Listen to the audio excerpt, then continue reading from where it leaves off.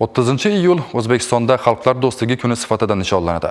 Hozirgi kunda mamlakatimizda 130 dan ortiq millat va elat vakillari yaktal, ahil bo'lib yashayotgani, ular uchun teng va keng imkoniyatlar yaratib berilgani alohida e'tirof va ibratga loyiq.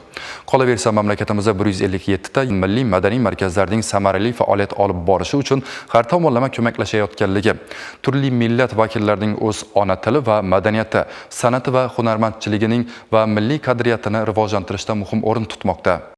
Mamlakatimiz rahbari 30-iyul Xalqlar do'stligi kuni munosabati bilan butun xalqimizga yo'llagan tabrigida o'z taqdiri va kelajagini O'zbekiston bilan bog'lagan oliyjanob yurtdoshlarimiz tarixiy vatanlari bilan mamlakatimiz o'rtasida do'stlik va hamkorlik aloqalarini mustahkamlashda ham alohida namuna ko'rsatishayotgani tahsinga loyiqligini alohida e'tirof etdi. Viloyatimiz hududida 32 ta turli millat vakillari teng huquq va imkoniyatlardan foydalanib, davlat boshqaruv organlari hamda iqtisodiyotning turli tarmoqlarida ilm, fan va madaniyat sohalarida samarali mehnat qilib kelmoqdalar. Viloyatda millatlararo totuvlik va bag'rikenglikni ta'minlash, do'stlik muhiti va ko'p millatli yagona oila tuyg'usini mustahkamlash maqsadida rus, qozoq, koreys, tatar milliy madaniy markazlari, o'zbek turkman do'stlik jamiyati faoliyat ko'rsatmoqda. Bu markazlarning moddiy texnik bazasi mustahkamlanib, kompyuter jamlanmalari, zaruriy jihozlar bilan ta'minlangan.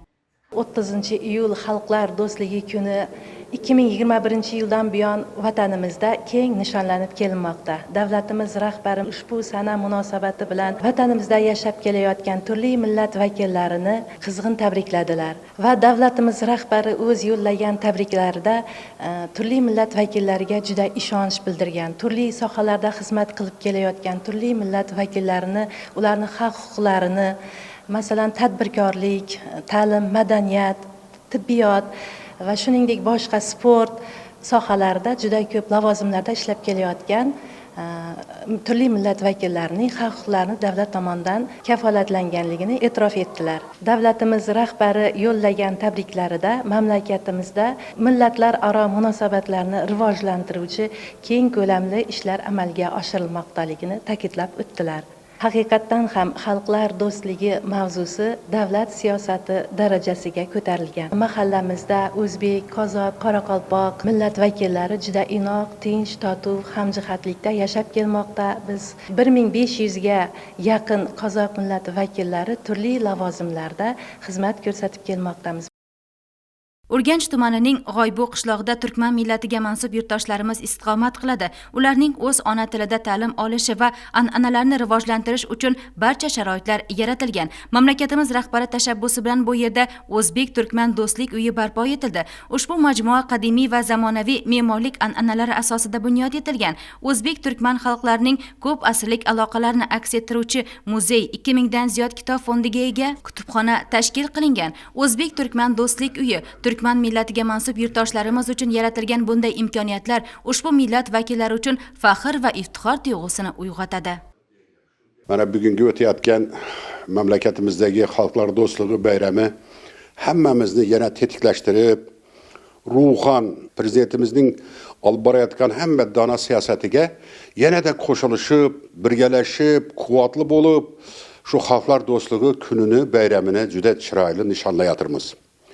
Bu mesele eskichasini aytganda, yangichasini aytganda bu do'stlik ramzi, bu do'stlik nishonasi, bu do'stlikning yana mevaları bo'lib ketadi.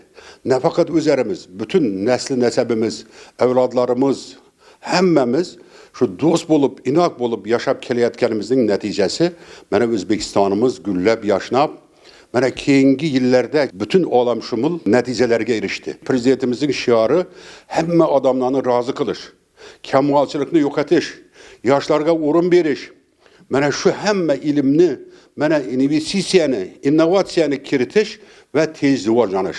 Bularning hammasi memleketteki mustaqillikning meyvesi. Bularning hammasi mana şu keyingi 7-8 yilgi hurmatli prezidentimiz Shavkat Miromonovichning olib borayotgan dono siyosati mana 3. Renesans yoki bo'lmasa tadbirkorlikka yo'l berib, mana shu millatlarga yo'l berib, hammasini shu o'zini shu soyasida olib yurganning o'zi mana shunday ko'tarinkilikka, mana shunday natijalarga, yuqori ko'rsatkichlarga erishib O'zbekiston o'z o'rnini dunyoda topib qoldi.